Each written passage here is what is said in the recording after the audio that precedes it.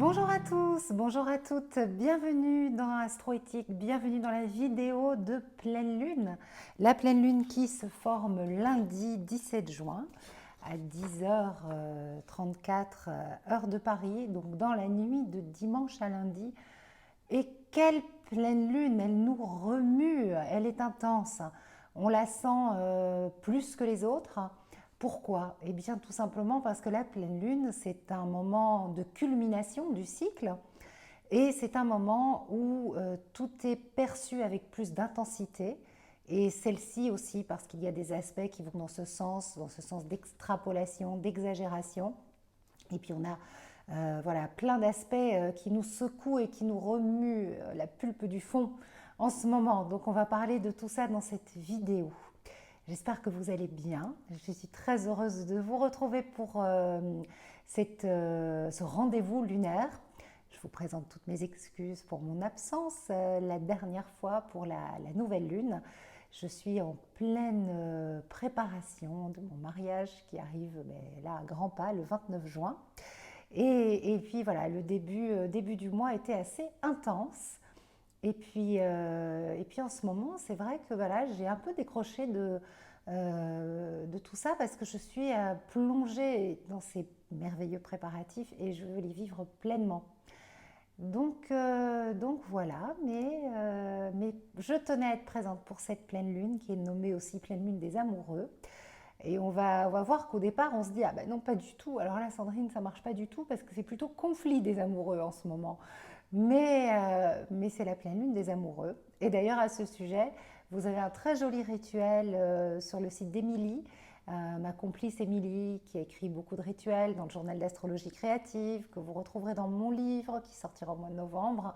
Elle vous a concocté un très joli rituel que vous pouvez retrouver sur son site. Je vous mets le lien dans la barre d'infos ou vous envoyez un mail à ma sœur pour qu'elle vous mette en relation, voilà, qu'elle vous donne tous les éléments. Voilà pour le côté pleine lune des amoureux. Alors, pourquoi on nomme cette pleine lune, celle de juin, celle des amoureux? Parce que la tradition dit, nous enseigne, nous apprend que le mois de juin, c'est le mois des mariages sous l'égide et la protection de Juno, Héra, la déesse du mariage. Et donc, cette pleine lune, qu'on appelait également pleine lune de l'hydromel, c'est la pleine lune des amoureux, du mariage. Voilà, c'est une période qui est favorable à l'engagement, au lien amoureux et qui vient nous faire travailler notre lien amoureux, notre lien d'engagement, notre relation à l'autre dans le couple, dans ce couple et dans cette union sacrée. Et c'est ça qui nous secoue et qui nous remue. En fait, on est beaucoup sur un domaine sentimental et affectif en ce moment. C'est là où nous sommes le plus touchés, en plein cœur. Et ça fait boum, bim, bam, boum, et c'est pas toujours évident. Donc, une pleine lune qui se forme dans l'axe Gémeaux-Sagittaire, avec le soleil en Gémeaux et la lune pleine et ronde en Sagittaire, conjointe à Jupiter. Alors, quand Jupiter n'est pas très très loin de la Lune et opposé au Soleil, généralement, je vous l'ai déjà dit, c'est acte 2, scène 3, ça prend des proportions assez importantes. Jupiter, c'est la gigantesque du zodiaque, c'est celle qui extrapole, qui exagère, qui grossit tout, qui démesure tout. Donc il faut déjà savoir raison garder et comprendre qu'en ce moment, tout prend des proportions démesurées. On peut même enfler. Hein. Toute la phase avant la pleine lune, jusqu'au moment de la pleine lune, on peut se sentir gonflé tout d'un coup, se dire mais qu'est-ce que j'ai? Avoir plein d'eau, voilà. Moi j'ai les yeux tout gonflés, je me suis maquillée pendant 1 heure ce matin parce que je me suis réveillée avec les yeux tout gonflés. C'est vraiment des petits symptômes qu'on peut retrouver, hein, des manifestations physiques de cet élargissement jupitérien et surtout jusqu'à ce moment de culmination de la pleine lune. Donc la bonne nouvelle, c'est qu'à partir de lundi, on va dégonfler. Bon, tout ça, c'est symbolique aussi. Hein. Donc, il y a une exagération, voilà, ça prend des proportions un peu exagérées. Et d'autant plus que cette pleine lune est au carré de Neptune. Donc on est un peu dans une subjectivité importante, on n'y voit vraiment pas clair quand Neptune nous floute. Euh, on manque vraiment de lucidité et même de clairvoyance. Et donc, il y a tout un travail de clairvoyance à faire, et c'est le sujet de la pleine lune, hein. Le moment de la pleine lune, c'est un moment de culmination, de pleine lumière, de pleine conscience, de claire conscience, qui nous invite à ça. Alors, la bonne nouvelle, c'est qu'on a quand même le sextile entre Neptune et Saturne qui se reforme de façon exacte pour la seconde fois au moment de cette pleine lune. Donc, il amène quand même la capacité à faire preuve d'objectivité, la capacité à se centrer, la capacité à raison garder et à naviguer finalement au cœur de ce tumulte peut-être, ou en tout cas de ces brassées émotionnelles intenses, à garder son cap, même si on est, voilà, on est un petit peu secoué.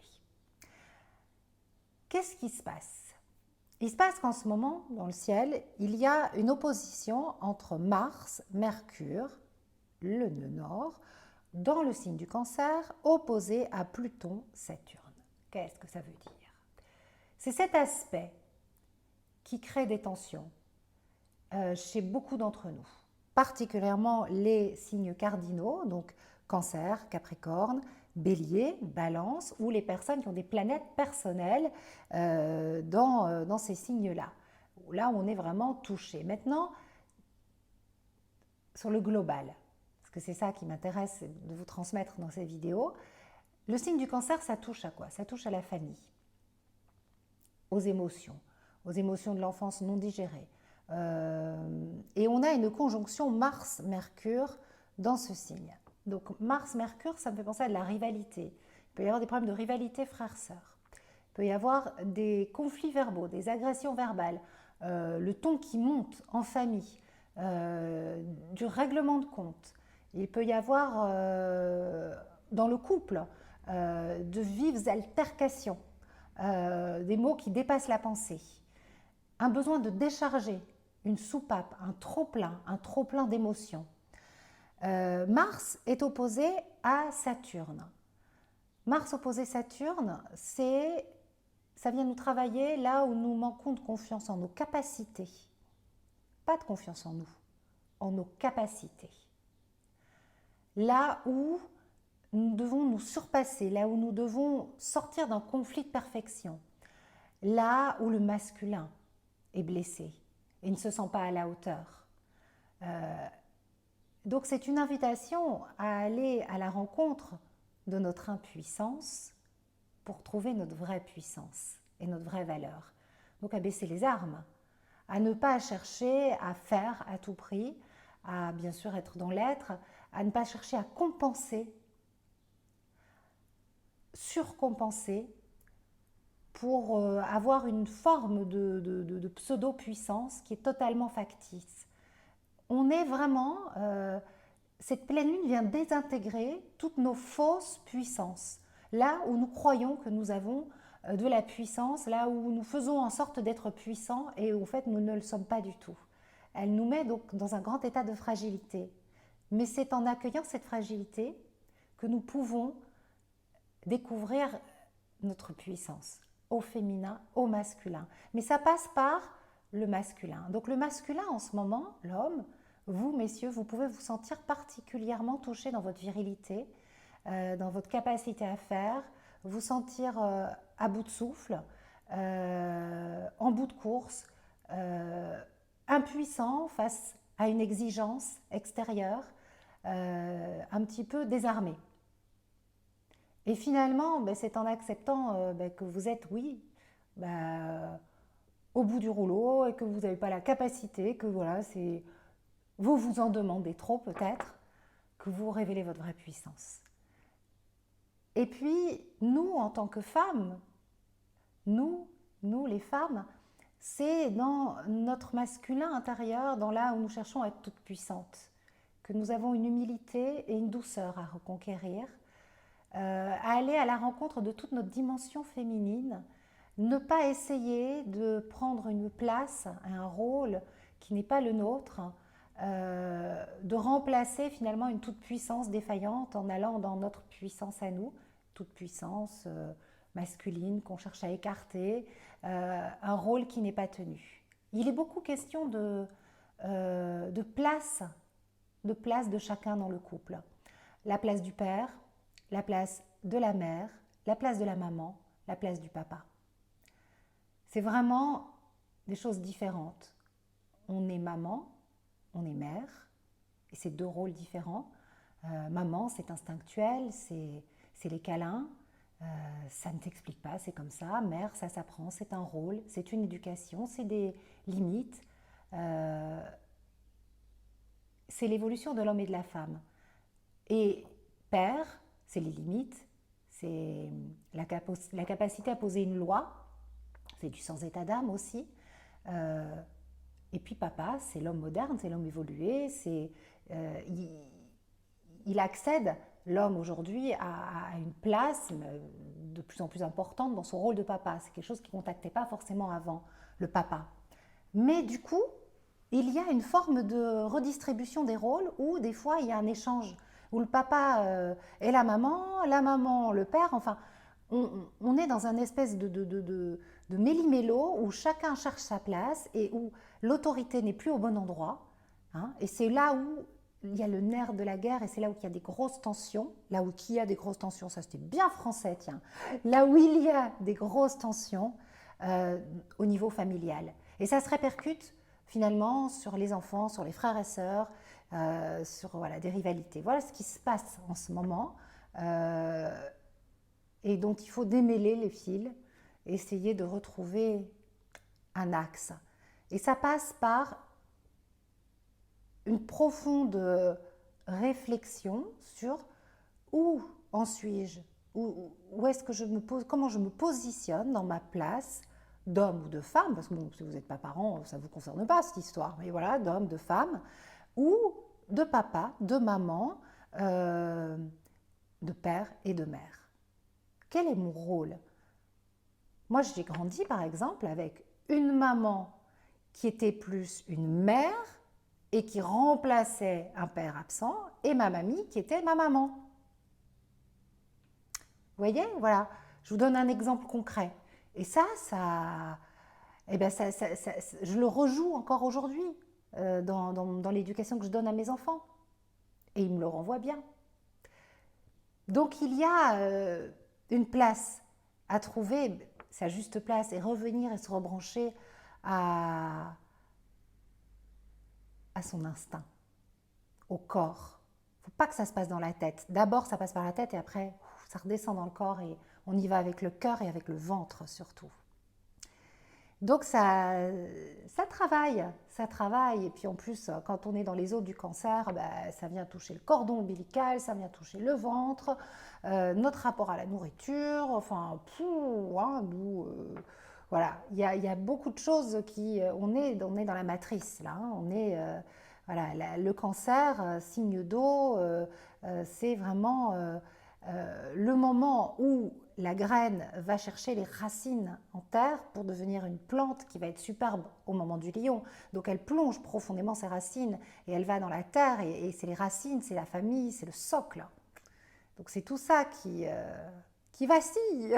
Parce que Mars, il se dit, oh, il vient mettre un petit peu la zizanie, Mars-Mercure. Bon, tout ça, ça va. C'est pour une amélioration, c'est conjoint en nord, c'est pour l'évolution, mais il faut traverser cette bourrasque. Alors comme d'habitude, c'est en période de pré-pleine lune que c'est le plus intense, jusqu'au moment de culmination, et après, ça relâche, et on va aller vers plus de légèreté, ce qui est la bonne nouvelle, parce que cette semaine, elle a été sacrément intense, cette semaine de pré-pleine lune, et comme me le faisait remarquer une personne dans les commentaires, je mettais sur un billet sur Instagram, où je disais, Instagram et Facebook, je disais, est-ce que vous sentez déjà la pleine lune? Et il y a quelqu'un qui me dit, non, attends Sandrine, c'est surtout le carré, l'opposition. Je dis, oui, bien sûr, mais la pleine lune, elle amplifie ça, et quand on est en phase de pré-pleine lune, c'est montant, ça monte, ça déborde, et puis ça fait blou, blou, blou, blou, blou. Voilà. Et voilà. Alors, je voulais vous parler des déesses, Parce que pour moi, ces archétypes de la conscience que sont les déesses et qui me passionnent, ont beaucoup de jolies choses à nous transmettre dans cette carte du ciel. Nous avons Athéna.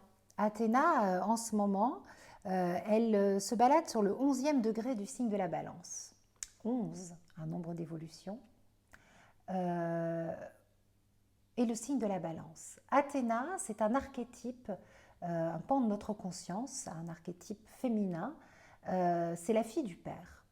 C'est une vaillante guerrière, c'est une déesse stratégique, intelligente, qui est tout dans la tête. C'est la femme moderne, c'est la femme évoluée, c'est l'Amazone. Qu'est-ce qu'elle vit en ce moment au niveau zodiacal? Elle traverse le signe de la balance. Et là, elle est sur le 11e degré de ce signe. On lui demande, elle cherche à déposer les armes. Elle cherche à aller à la rencontre d'une énergie plus yin, plus intériorisée, à la rencontre du corps, de sortir de la tête, de descendre dans le corps. Il y a tout un travail de transformation, de rencontre avec ses émotions, de rencontre avec sa mère intérieure. Parce que si c'est la fille du père, dans la symbolique, ça veut dire qu'elle n'a pas... La mère est absente dans sa construction. La maman. Et donc, il faut qu'elle aille à la rencontre de toute cette nature instinctuelle. Et ça vient nous toucher, nous, les femmes de notre génération, sur nos carences maternelles, ou enfin, voilà, ça vient nous travailler là. En fait, là où nous sommes trop dans l'intellect, là où nous sommes trop dans il faut, je dois, Wonder Woman, allez, je suis une femme moderne, et puis, waouh, on oublie la maman ou la femme. Donc, Athéna nous propose vraiment un voyage passionnant dans toutes nos dimensions féminines et vraiment à la rencontre finalement de cette paix et de cet équilibre, puisque le signe de la balance, c'est l'équilibre. Donc, relions-nous à cette déesse, à ce qu'elle vient nous proposer. C'est elle qui m'a interpellée en premier, notamment par cette position si précise sur le degré de la balance. Maintenant, je peux vous parler aussi de Vesta. Vesta, Hera, non, pardon. Vesta, je les confonds toutes, excusez-moi, parce qu'il y a les déesses. Donc, il y a Pallas Athéna, Vesta, qui, elle, la déesse du foyer, c'est Hestia, qui se trouve conjointe à Uranus. Uranus, c'est une énergie importante pour cette année 2014, dis donc Sandrine, pour cette année 2019. Uranus, il est en taureau. Uranus, il renouvelle notre façon notre rapport au travail, notre rapport à l'argent, notre rapport à la terre. Et donc Hestia qui nous parle finalement de notre flamme intérieure, de ce feu sacré qui nous relie à notre âme. Hestia, c'est la flamme intérieure, c'est l'énergie du cœur, c'est le centrage, c'est la femme qui s'intériorise, c'est la femme qui ralentit le rythme, qui cesse d'être dans une forme de course effrénée. Comment est-ce que nous nous réinventons? Voilà des axes, des axes de connexion magnifiques avec ces archétypes de la conscience que l'on porte en nous. Et puis il y a Juno, Hera, qui est dans le signe du Cancer elle aussi. Et là c'est l'épouse. Quelle place elle trouve? Et donc on retrouve encore ce que je vous ai exposé au départ, puisque dans ce signe du Cancer qui est si occupé en ce moment, il y a l'épouse, le pilier du foyer, la femme, la mère. Maintenant, tout ce que je vous dis, il faut le transposer à votre situation personnelle que je ne connais pas. Moi, je vous traduis ce que les planètes et leur voyage dans les signes du zodiaque en ce moment viennent éveiller dans nos jeux intérieurs.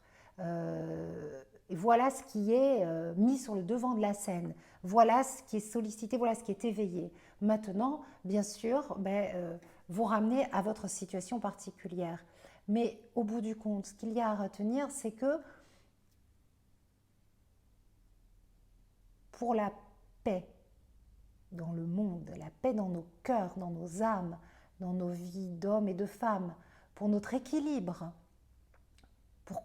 pour que tout ça avance dans le bon sens, pour qu'on aille vers un monde meilleur, un monde nouveau, trouvons notre juste place d'homme, de femme, de père, de mère, de maman, de papa. C'est vraiment le message que j'avais envie de vous faire passer pour cette pleine lune. C'est celui qui est le plus important parce que quand tout est à sa place, Athéna, déesse de la guerre par exemple, dépose les armes. Déposons complètement les armes. Mars n'a plus besoin d'être en lutte. C'est un message de paix et d'amour. Et donc voilà, et pour moi, ça passe par chacun dans sa juste place avec beaucoup le plus d'équilibre possible. Donc voilà la grande action et les grandes réflexions à mener autour voilà, de ces sujets de pleine lune. Alors, je voulais partager avec vous dans le journal d'astrologie créative que vous avez ici, qui est aussi sur le site, encore en version PDF, mais je sais que vous êtes nombreux à l'avoir. Alors, sachez qu'il va y avoir, je l'ai mis en précommande, il y a le nouveau journal d'astrologie créative. Alors, la couverture, elle a complètement changé, je la fais apparaître là, ou là, je ne sais plus. Bon, vous avez vu, c'est tout à fait différent. Voilà, ça c'est l'édition 2019, et pour le 2020, j'ai contacté ma belle Ileana et je lui ai dit viens, on fait une couverture complètement différente. C'était ma créativité de ce mois de juin. Ça faisait un moment que ça me travaillait. Il va y avoir de la couleur à l'intérieur. Je veux, voilà, à l'image de la femme que je suis aujourd'hui. Alors, sûrement parce que les tons que vous voyez là, c'est mes couleurs, c'est les couleurs qu'il y aura pour mon mariage aussi. Donc, je suis complètement dans ces roses, dans ce gold. Et j'avais envie de partager, voilà, de mettre cette fraîcheur, de mettre cette énergie-là. Et ça commence par la couverture, par le packaging, mais c'est pas que ça, c'est bien sûr tout ce qu'il va y avoir à l'intérieur. Je le prépare en ce moment, en plus du mariage, même si je prépare plus le mariage, mais voilà. De nouvelles personnes, de nouvelles rencontres. Voilà. Donc il est disponible en précommande sur Astroéthique. Vous pouvez déjà le précommander avec, donc il y a 20% de réduction pour les early bird. Comme à chaque fois, merci de votre confiance. Vous êtes déjà nombreux à avoir précommandé, ça me touche énormément. Donc c'est ma sœur Sylviane qui se chargera des envois. Ce sera au mois de novembre. On va le faire un peu plus tôt cette fois-ci, comme ça vous l'aurez sous le sapin. Mais voilà, ma sœur avec ses petits lutins qui sont mes loulous, mes petits neveux. Et voilà, donc merci, ça me touche énormément et n'hésitez pas à le précommander, comme ça vous bénéficiez de ce tarif qui sera valable tout l'été. Et d'ailleurs j'ai fait des tarifs sur le site aussi pour tout l'été. Donc pour en revenir au journal d'astrologie créative de cette année, parce que c'est celui-ci qui est important quand même. Vanessa. Vanessa, je vous mets le lien également pour aller à sa rencontre. Je lui avais demandé, elle m'avait fait un joli mala. Oh, j'aurais dû le mettre, j'ai pas pensé à le mettre. Bon, je ferai une petite photo du mala, je le mettrai sur les réseaux sociaux. Vanessa, qui habite pas loin de chez moi, à Fréjus, elle nous a, je lui ai demandé un beau rituel, parce que pour moi, cette pleine lune du 17 juin, je l'ai relié au sextile Saturne-Neptune, qui est quand même puissant. Et donc en fait intense et lumineux. Et donc je disais dans l'invisible, c'est le branle-bas de combat, mes guides et mes anges savent faire. Et sur Terre, c'est magique. Si je me connecte avec l'éthérique, avec mon chakra couronne qui est une antenne réceptive plus, et mon corps un canal surpuissant. Et il est important que je prenne soin de moi à l'occasion de cette pleine lune. Et donc, vous avez un rituel des 4 éthers qui est magnifique, que Vanessa vous a concocté avec beaucoup d'amour. Voilà, un rituel pour activer les 4 clés éthers. Tout simple, il est sur 2 pages. Je vous invite vraiment à le faire. N'hésitez pas, je sais que vous le faites, vous le suivez religieusement, mais il y a voilà, des pépites. C'est ça la richesse du journal d'astrologie créative, c'est que je me suis entourée de belles personnes reliées, connectées, qui viennent nourrir ce journal d'astrologie créative de conseils magiques, merveilleux, qui, quand on les applique, ça change tout. Voilà. Donc cette pleine lune, elle nous prépare à l'arrivée du soleil en cancer pour pouvoir nous ressourcer, planter profondément nos racines dans le sol. Euh, et c'est un portail important, c'est le solstice d'été. Donc on est dans une période énergétique importante avec un grand portail qui s'ouvre. Et tout ça, c'est pour notre évolution. Donc je vous souhaite une très belle pleine lune, la plus belle et la plus lumineuse qui soit. Accrochez-vous si ça secoue, gardez votre cap et faites ce beau rituel que vous avez dans le journal d'astrologie créative. Merci pour votre fidélité, merci pour vos adorables messages que vous m'envoyez par rapport au mariage, ça me touche beaucoup. Oui, je mettrai une photo sur les réseaux sociaux, vous me verrez. Je retourne voilà, je retourne à mes préparatifs, à ce moment très précieux. Voilà, je vous embrasse bien fort. Et puis on se retrouve. Alors, est-ce que je serai présente pour la nouvelle lune? Je ne sais pas du tout. Je peux vraiment rien vous garantir parce qu'après, je vais être embarquée dans un tourbillon familial. J'ai ma filleule qui va être à la maison, mes neveux. Mais si oui, voilà. Et si c'est trop, je serai là pour la pleine lune. Voilà. Pardonnez-moi si je suis absente un petit peu, mais c'est bien de vivre ces moments-là aussi pleinement. Et voilà. Notre vie, elle se vit aussi, pas qu'au travers des réseaux.